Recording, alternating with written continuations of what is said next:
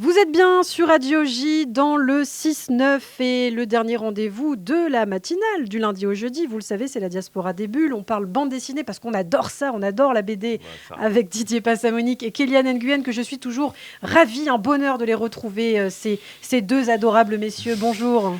Merci Lana. On te retourne le compliment. On est bien accueillis. Oui. Ici, Oui, toujours, Radio J. toujours. On est bien dans le studio. Alors aujourd'hui, Didier, on va commencer par vous. Vous venez avec un classique de la BD franco-belge. Et oui, vous êtes belge et vous aimez le rappeler sur cette antenne. C'est la saga Torgal. Oui, sauf que ici c'est plutôt un classique polono-belge parce que Rochinski, il faut d'ailleurs dire, est polonais. Donc pour être précis, c'est polonais-belge. Mais ici, c'est même tout à fait français puisque c'est Robin Recht qui assure à la fois le scénario et le dessin, et il est français. Donc, on reverra le côté belge un peu plus tard. Hein. Alors, ça s'appelle Torgal Saga. Hein. Ouais. Adieu à Aricia. Voilà, alors l'amour, la mort, toute l'existence est balancée entre ce sentiment proprement animal, cet état où tout redevient un minéral. Torgal, on le retrouve ici en vieillard fourbu. Il est à la fin de sa vie. Aricia, sa femme, vient de mourir. Et il va faire un pacte faustien avec le maléfique dieu serpent Nidhogg, qui n'en est pas une fourberie près. Et donc, il faut dire que c'est donc pas créé par les créateurs d'origine. Et on a souvent critiqué les suites faites par d'autres auteurs. Ici, on peut vraiment se dire que c'est assez remarquable. C'est un mépris, au fond, qui n'a pas lieu d'être, parce que dans la bande dessinée, les suites ont toujours eu lieu, en fait.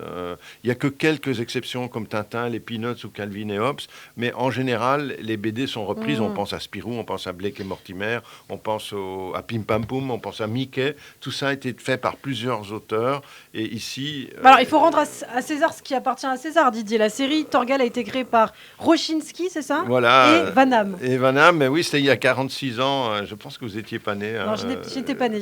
Voilà. et donc, ce sont ses successeurs qui assurent la continuité aujourd'hui.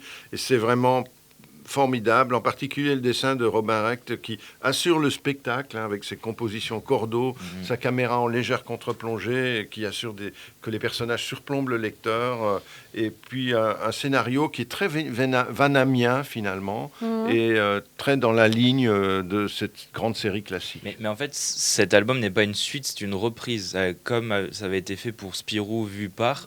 Là, c'est les Torgal vu par.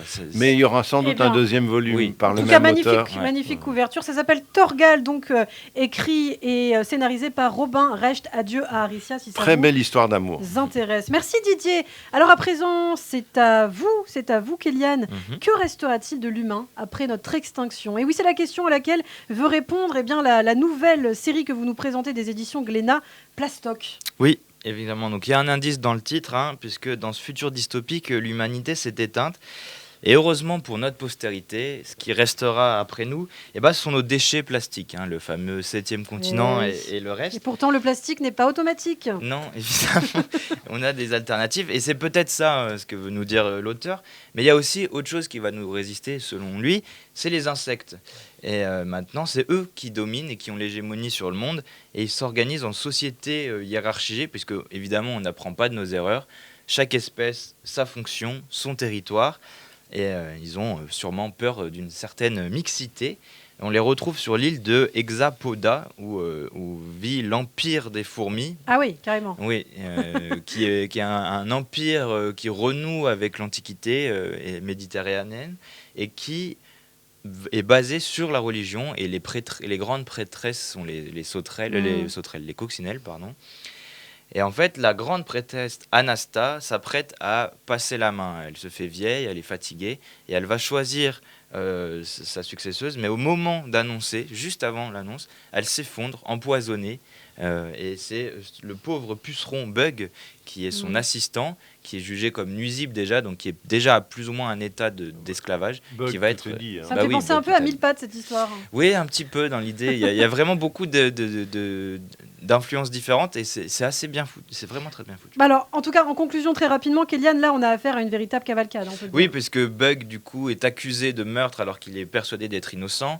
il se retrouve pourchassé, enfermé, jeté dans la cage aux lions, enfin aux grenouilles, puisque ce sont des insectes.